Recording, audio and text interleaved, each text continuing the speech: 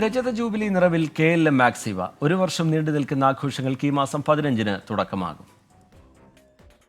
സാമ്പത്തിക മേഖലയിലെ പുത്തൻ സാധ്യതകൾ കണ്ടെത്തുവാനുള്ള യാത്രയിലാണ് KLM മാക്സിവ.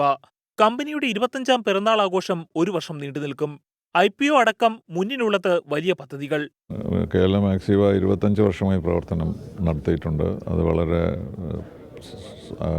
കൺസ്യൂമേഴ്സിന് വിശ്വാസം ഉണ്ടാക്കാനും കമ്പനിയുടെ ഇൻവോൾവ്മെൻറ്റ് വർദ്ധിപ്പിക്കാനൊക്കെ അതിന് സഹായിച്ചിട്ടുണ്ട്. അപ്പോൾ അതൊരു ചരിത്രപരമായ മുഹൂർത്തമായതുകൊണ്ട് ഞങ്ങളത് ആഘോഷിക്കാൻ തീരുമാനിച്ചിരിക്കുകയാണ്. പക്ഷേ ആഘോഷം യഥാർത്ഥത്തിൽ ആഘോഷം മാത്രമല്ല, എംപ്ലോയീസിനെ കൂടുതൽ ഇൻവോൾവ് ചെയ്യുക, അതുപോലെ കസ്റ്റമേഴ്സിനെ കൂടുതൽ ഇൻവോൾവ് ചെയ്യുക, അങ്ങനെ ഒരു പോപ്പുലർ മൂവ്മെൻ്റായിട്ട് മാറ്റിയെടുക്കാനാണ്. നിലവിൽ 1000 ബ്രാഞ്ചുകളിലായി 2000 കോടിയുടെ ആസ്തിയുണ്ട് കമ്പനിക്ക്.